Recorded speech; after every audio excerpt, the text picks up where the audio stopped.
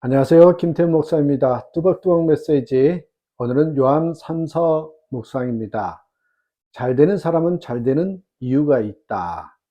요한 3서 1장 1절에서 15절 말씀 가지고 함께 뚜벅뚜벅 걸어가겠습니다. 본문을 보면 사도 요한으로부터 심한 책망을 받은 사람이 있습니다.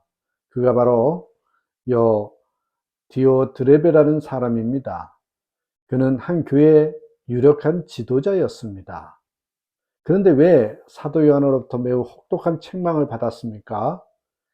우리가 그 이유를 살펴보면서 하나님과 교회에서 책망받지 않고 칭찬 듣는 그런 그리스도인이 되어야 되겠다라는 마음으로 오늘 함께 말씀을 봅니다. 첫 번째입니다. 그는 으뜸되기를 좋아했습니다. 으뜸되기를 좋아했다. 9절에 보면 저희 중에 으뜸되기를 좋아하는 디오드레베, 이것은 여러분 디오드레베가 왜 책망을 받았는지 보여주는 말이지요. 그가 책망을 드려야 했고 또 교회의 모든 문제를, 이 교회의 문제를 일으켰던 모든 이유가 바로 여기에 있습니다. 그는 자기가 모든 사람 위에 있어야 한다는 그런 일종의 강박관념을 가지고 있었던 자입니다. 야고보와 요한은 가장 으뜸이 되는 자리를 어머니 앞세워서 요구했지요. 야고보와 요한은 예수님을 3년이나 따라다녔지만 세상적인 성공, 세상적인 권력, 세상적인 명예에 대한 집착력은 여전히 버리지 못하고 있었습니다. 어떤 면에서는 더 강해지고 커졌다고 할 수 있습니다. 왜냐하면 자신들은 예수님을 3년간이나 열심히 따라다닌 공로가 있었기 때문이지요. 그러나 예수님은 모든 제자들을 향해서 뭐라고 얘기해? 마태복음 20장 25절에서 27절에 너희 중에 누구든지 크고자 하는 자는 너희를 섬기는 자가 되고 너희 중에 누구든지 으뜸이 되고자 하는 자는 너희 종이 되어야 하리라. 여러분, 예수님이 가르쳐 주신 섬김은 그리스도인의 삶의 가치관입니다. 우리가 예수 그리스도께서 가르쳐 주신 그 가치관을 무시할 때 어떤 결과가 오는지 아십니까? 책망받을 수밖에 없다는 것이죠. 왜 서기관과 바리새인들이 예수님께 책망을 받았습니까? 그들이 실질적인 행위로는 전혀 본이 되지 못하면서도 외식적인 삶을 통해 사람들을 가르치고 랍비로 선생으로 존경받기를 원했기 때문이라는 것이죠. 인간의 교만이 있는 곳에는요, 반드시 하나님의 책망이 있습니다. 교만 있는 자를 하나님 그냥 두고 보실 수가 없습니다. 그렇기 때문에 항상 겸손할 수 있는 저와 여러분 되셨으면 좋겠어요. 두 번째, 사람 접대하기를 싫어했습니다. 책망받은 디오드레베는 접대하기를 싫어했어요. 성경에 보면 접대하는 것은 대단히 중요한 일이거든요. 손님, 나그네를 후하게 영접해 본 적이 있으십니까? 그들의 아픔과 고뇌의 실수까지도 수용해 보신 적이 있으십니까? 예수님은 어린아이 하나를 영접하는 것이 곧 예수를 영접하는 것이라고 말했습니다. 그렇습니다. 아무리 가난하게 보이는 사람일지라도 영접해 드릴 수 있는 마음이 있어야 합니다. 그것이 그리스도인이고 그것이 바로 그리스도의 참 제자라는 것입니다.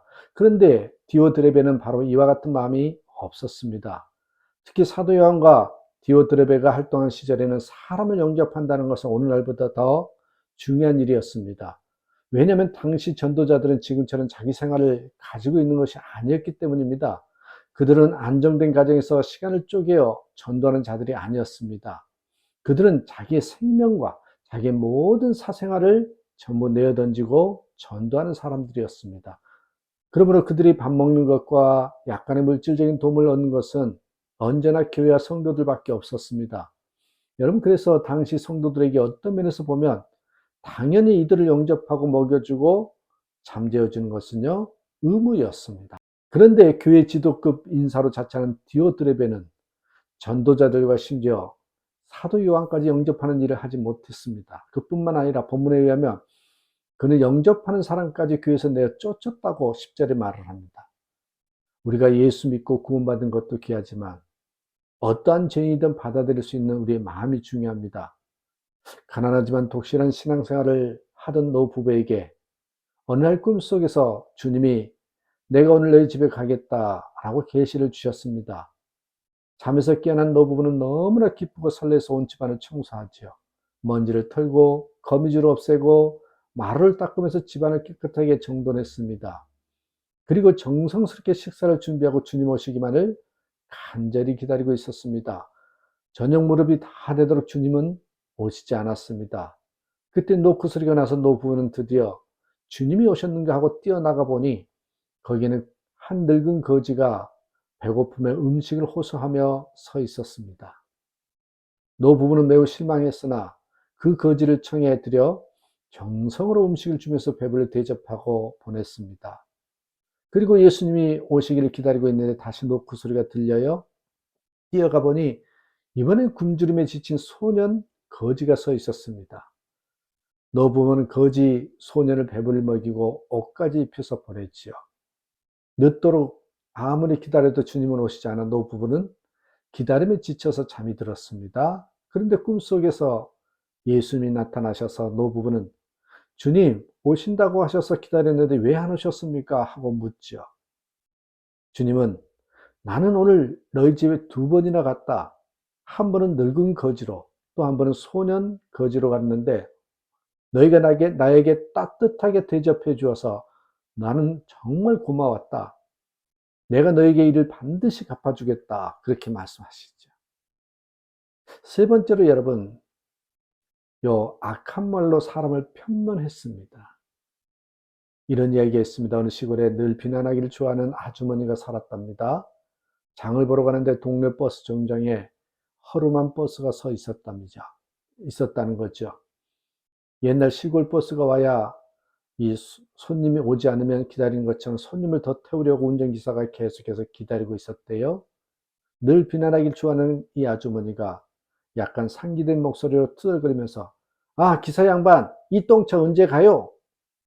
그렇게 말하더래요. 이 말을 들은 기사가 하는 말이 똥이 차야 가지요 하고 말했답니다. 비난하기를 좋아하는 사람들의 이야기입니다. 디오드레베는 사도 요한을 악한 말로 편론했습니다.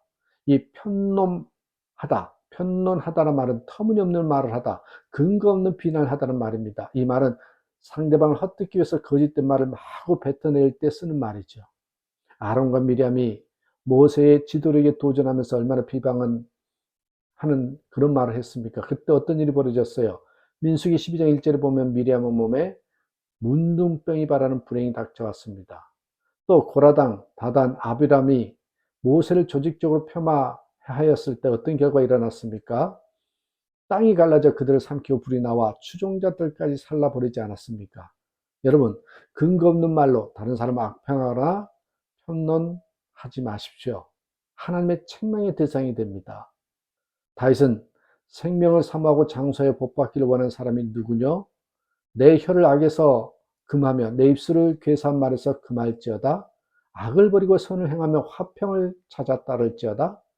여호와의 눈은 의인을 향하시고 그 귀는 저희 부르짖음에 기울이시는도다. 시편 34편 12절에 15절 말씀입니다. 여러분 어떤 되기를 원하는 사람? 대접하기를 싫어하는 사람? 악한 말로 남을 편론하는 그런 디오드레베 같은 사람이 되지 맙시다. 겸손히 남을 섬기고 다른 사람을 세워주고 칭찬하는 사람 되어서 사람들과 하나님께 인정받고 복받는 그런 저와 여러분의 삶이 되기를 주님의 이름으로 축복합니다. 감사합니다.